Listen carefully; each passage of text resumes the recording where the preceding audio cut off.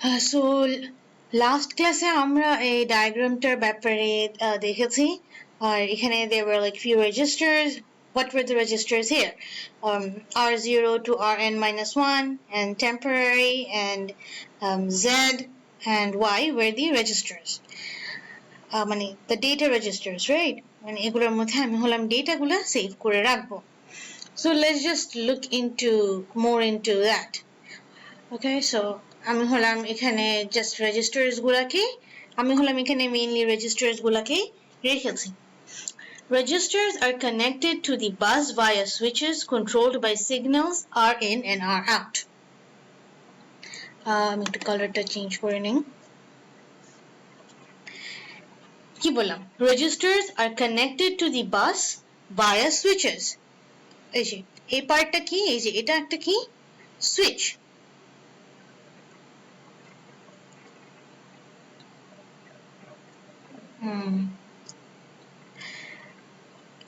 আচ্ছা এই সিম্বলটা কি একটা where is my mouse?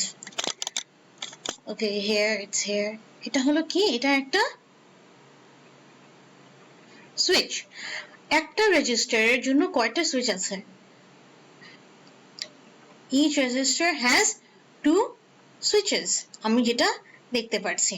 আচ্ছা আর আমি যদি দেখি এখানে আমার কি লেখা RI. RI মানে আমি এখানে আসলে R0 to Rn minus 1 কি পুরো একটা ব্লক দিয়ে বলছি. মানে এটা it could be R0, it could be R1, it could be R2, it could be Rn minus 1. It's common for all of the registers. আচ্ছা বাসের সাথে কেমনে connected? With two switches. একটা হলো Rin, এখানে আমি লিখি Rin, আর একটা কি R out. Each resistor has two control signals, R in and R out. এই যে X দিয়ে যেটা মার্ক করা এটা কিন্তু সুইচ, বাট এটার সাথে সুইচের সাথে কি এই সুইচটা সুইচের সাথে কি connected?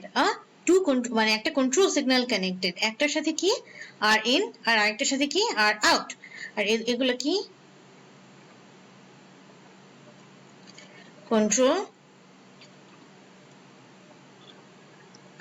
signals. If Rin is equal to 1, the data from the bus is loaded into the register. If R out is equal to 1, the data from the register is loaded onto the bus. আমি কি বললাম? R in এর value যদি 1 হয় তাহলে কি হবে? Data কোনখান থেকে মুভ করবে? Bus to register. মানে এই যে বাস থেকে রেজিস্টারে আসবে.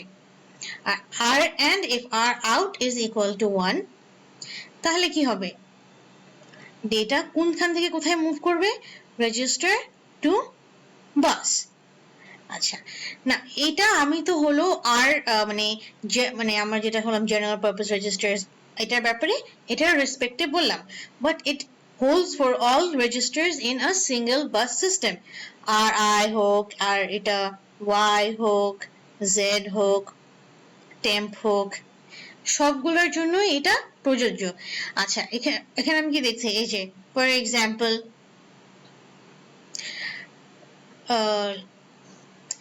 আচ্ছা তবে একটু এই যে জেড এটা দেখি এখানে কি আছে? জেড ইন, এখানে কি আছে?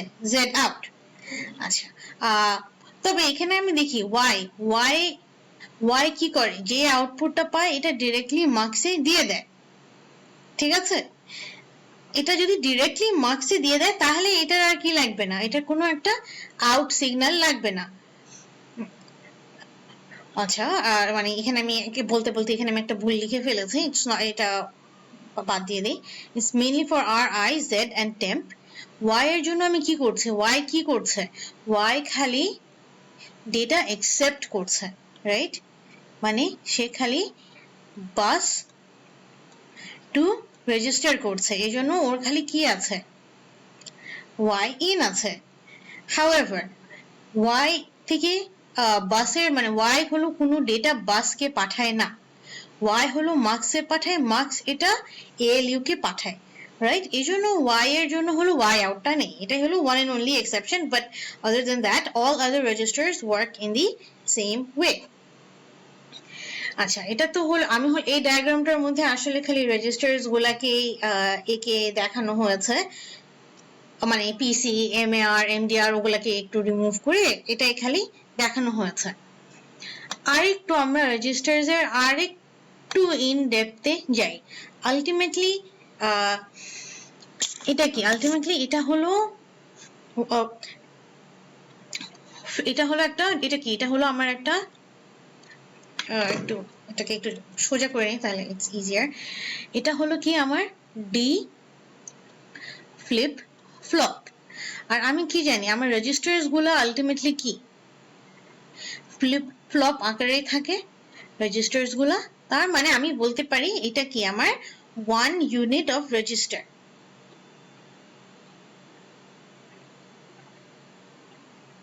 রাইট? এখানে একটু আগে আমি যেটা পড়ে আসি, আমি কালারটা একটু চেঞ্জ করি সো দ্যাট ইটস বেটার। আচ্ছা, এই ডায়াগ্রামটাতে আমি জানি যে কালারটা আসলে এইভাবে দেখা যাচ্ছে না, যেহেতু এই ডায়াগ্রামটা আমি আসলে এটা থেকে ভালো আর ডায়াগ্রাম খুঁজে পাচ্ছিলাম না। চাইলে তোমরা এটা বই দেখে নিতে পারো। এখানে আমি কি দেখছি, এই যে এটা হলো আমার আর ইন, আর এটা কি আমার আর আউট, আর এটা কি আমার বেসিক রেজিস্টারটা। এই যে আমার এটা ফ্লিপ ফ্লপটা, এটা আমার ডি ফ্লিপ ফ্লপটা। আচ্ছা, এখন এটার ব্যাপারে যদি মানে আগের সিনারিওটাই যদি আমি এটা আরেকটু ভেঙে যদি ইয়ে করি, all operations and data transfers are controlled by the processor clock. আচ্ছা, আমরা তো জানি, এমনিও আমরা জানি যে আসলে ক্লকের অনেক মানে ক্লক এন্ড সিগন্যালস এর অনেক একটা বড় ডিপেন্ডেন্সি আছে, প্রসেসর ক্লকের উপরেই অনেক কিছু ডিপেন্ডেন্ট। আচ্ছা, when r out is equal to 1, the output কি বললাম, when sorry হ্যাঁ when r out কোথায়, এই যে এটা হলো আমার r out. When r out is equal to 1, the output of the D flip-flop is placed on the bus. That is, the register data is put on the CPU data path. When Ri is equal to 0, the output of D flip-flop is connected to its input, so the D flip-flop holds its content. When the Ri is equal to 1, the input of the D flip-flop is connected with the bus. So the FF loads or the flip-flop loads the data from the bus on the next clock pulse. কি বললাম, আমার যদি Ri out is equal to 1 হয়, তাহলে কি হচ্ছে, এই আউটপুটটা যে যাচ্ছে এটা কোথায় প্লেসড হয়ে যাচ্ছে, is getting placed on the bus. Right? Data placed on the bus. Data এখানে কি, output of D flip flop. আচ্ছা, এটাকে আমি একটু বন্ধ করে দিই so that I have more space to write here. আচ্ছা, আর যদি আমার R in is equal to যদি 0 হয়, তার মানে কি, আর ইন যদি 0 হয়, এখানে দেখো এখানে যেভাবে ওয়ার্ড 0 হলে আর ইন যদি 0 হয় তাহলে এটা কার সাথে connected, Q is connected to মানে it's the output is connected, এই আউটপুটটা কার সাথে connected, the output is connected to the input, right? তো এই জন্য এটা কি হবে, the memory will hold the value, মানে মেমরি এখন কি করবে, এখন মেমরি না বলে আমি এটাকে DFF দিয়ে বলি, D flip flop will কি করবে, will hold the value, মানে সে এটা মেমরির মতন কাজ করবে আর মেমরিকে স্টোর করবে। আর আমার যদি R in যদি 1 হয় তাহলে কি করবে, বাস থেকে ডেটাটা নিয়ে কি করবে, ডিতে ডি ফ্লিপ ফ্লপে ইনপুট করবে, রাইট? আচ্ছা, তো তার মানে আর এই সবগুলা কার রেসপেক্টে হবে, উইথ রেসপেক্ট টু ক্লকস। আচ্ছা, আর তাহলে আর আমরা এখন I'm sure this should be pretty clear by now, I think. এখন আমরা একটু কিছু ইনস্ট্রাকশনের এক্সাম্পলস এ যাই। আমরা অলরেডি এটা ব্যাপারে জানি, we have already looked at different types of instructions. এখন কি কি ইনস্ট্রাকশনস আমরা বলতে পারি? add, multiply, subtract, right, shift, XOR,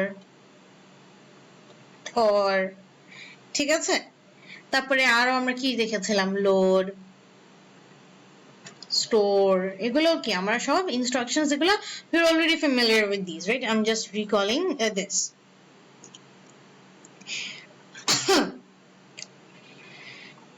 The ALU is a combinatorial circuit. আচ্ছা, এখন আমরা একটু ALU তে যাই। সরি, ডায়াগ্রামটা আমি মনে করেছিলাম আসছিল, বাট ডায়াগ্রামটা আসেনি।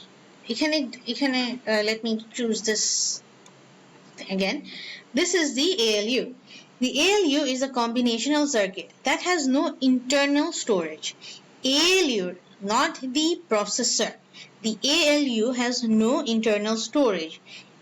স্টোরেজ নাই বলেই তো আসলে আমাদের এই যে R0 to Rn-1 and হাবিজাবি সব রেজিস্টার্স গুলো লাগছে।